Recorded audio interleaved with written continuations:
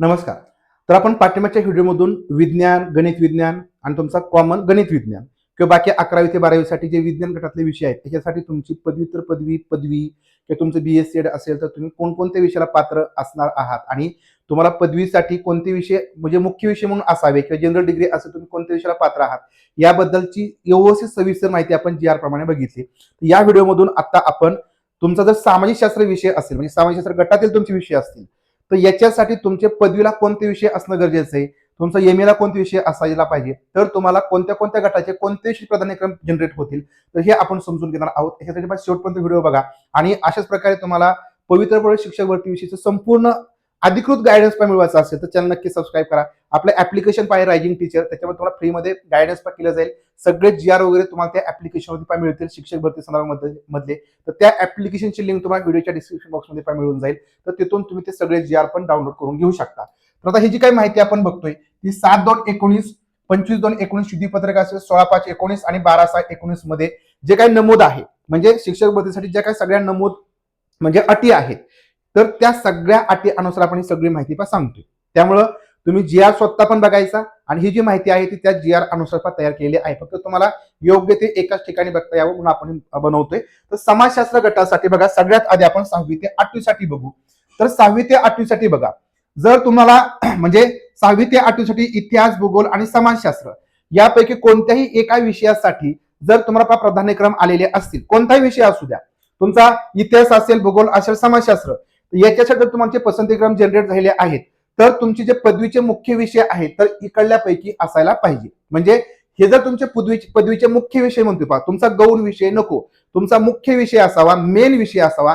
Main विषयातून तुम्ही पदवी जर घेतलेली असेल म्हणजे तुमचे मेन विषय एकापेक्षा जास्तही असू शकतात, 2 असेल, काहींचे 3ही असू शकतात.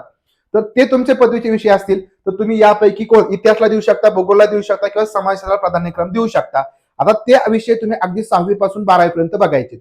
आता 6वी ते 8वी साठी बघा आधी जर तुमची पदवी ही इतिहास या विषयातून झालेली असेल, भूगोल बघा किंवा म्हटलं इतिहास किंवा भूगोल किंवा अर्थशास्त्र किंवा राज्यशास्त्र किंवा समाजशास्त्र किंवा लोक प्रशासन या विषयातील पदवी परीक्षा आणि अंतिम वर्षात संबंधित विषयासह किमान 50% गुणांसह तुम्ही उत्तीर्ण केले असेल तर हे मेन विषय पहा. बरं, म्हणजे जर तुमचा इतिहास विषय असेल बघा, इतिहास विषय असेल तर तुम्ही इतिहासाला पण पात्र आहात, तुम्ही भूगोलला पण पात्र आहात आणि तुम्ही समाजशास्त्राला सुद्धा पात्र आहात. बऱ्याच जणांना हा गोंधळ होता की सर माझी इतिहास पदवी आहे मग मला कोणकोणते विषय 6वी ते 8वीला येतील. तर आणि ज्यांचं भूगोल आहे भूगोलला सुद्धा तिघांसाठी तुम्ही पात्र आहात. अर्थशास्त्र असेल तर तुम्ही तिघांना पण पात्र आहात. राज्यशास्त्र असाल तर तिघांना तुम्ही पात्र आहात. तिघांचे तुम्ही प्राधान्यक्रम द्यायचे आहेत.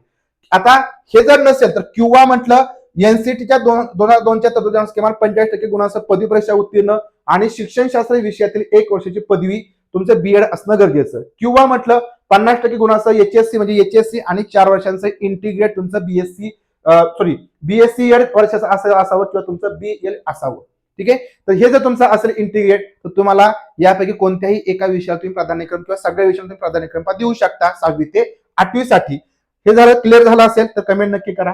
नंतर बघा पुढचा जो काही विषय आहे तो आपण बघायचा आहे. हे झालं समाजशास्त्र. बघा 6वी ते 8वी साठी पहा एवढंच आहे. 6वी ते 8वी साठी पहा एवढंच आहे. ठीक आहे. 6वी ते 8वी समाजशास्त्र विषय तुमचा एक तर समाजशास्त्र विषय असेल, एक तर तुमचा इतिहास असेल किंवा एक तर भूगोल असेल. तर हे तुमचे विषय इकडे असेल तुम्ही त्याला प्राधान्यक्रम द्यायचे, परंतु ते मुख्य विषय तुमचे असायला पाहिजे. तर ही एक अट पण लक्षात ठेवा. मुख्य विषय जर तुमचे नसतील तर त्याला प्राधान्यक्रम देऊ नका. आता बघा हे झालं 6वी ते 8वी. नंतर या ठिकाणी आपल्याला 9वी ते 10वी साठी बघायचंय की 9वी ते 10वी साठी या ठिकाणी तुमचा कोणते विषय तुम्हाला येतील.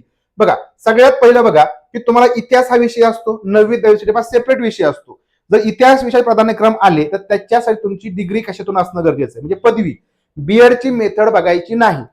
बघा तुमचा एक तर इतिहास हा स्पेशल असावा किंवा तुमचा समाजशास्त्र स्पेशल असावा किंवा राज्यशास्त्र विषयातील पदवी असावी किंवा सामान्य पदवी म्हणजे तुमचं जनरल BA असावा. लक्षात घ्या जनरल BA जर असेल तर तुम्ही इतिहास या विषयाला प्राधान्यक्रम 9वी ते 10वीला देऊ शकता.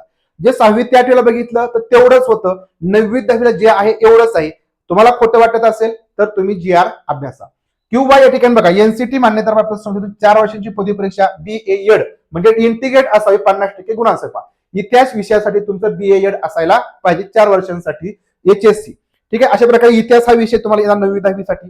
भूगोल हा विषय कोणाला येणार आणि कोण याला प्राधान्यक्रम देऊ शकतो जर तुमचं भूगोल या विषयातील पदवी किंवा तुमची जनरल BA असेल, बरोबर, जनरल BA असेल म्हणजे कोणताही मुख्य विषय न घेता जनरल असेल, तर ते या विषयाला पात्र आहेत. भूगोलसाठी फक्त भूगोल विषयातील पदवी किंवा सामान्य डिग्री, आणि बाकी तुमचं ज्यांचं BA आहे, HSC प्लस तुमचं BA आणि तुमचं BSc असेल तर तुम्ही या भूगोल विषयाला पात्र आहात 9वी ते 10वी.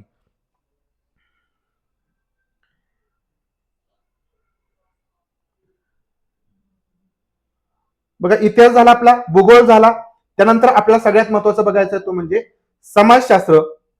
समाजशास्त्रासाठी कोण कोण पात्र आहे बघा, 9वी ते 10वी साठी समाजशास्त्र, 9वी ते 10वी समाजशास्त्र. जर तुमची इतिहासामधून पण डिग्री आहे म्हणजे मुख्य विषय तुमचा इतिहास असावा किंवा भूगोल असावा किंवा अर्थशास्त्र असावा किंवा राज्यशास्त्र किंवा समाजशास्त्र किंवा लोकप्रशास्त्र हा असेल तर तुम्ही सामाजिक शास्त्र 9वी ते 10वी या विषयाला पात्र आहात. किंवा तुमची 4 वर्षांची 12वी नंतर 4 वर्षांचं BEd किंवा BSc असेल तर तुम्ही समाजशास्त्रासाठी पात्र आहात.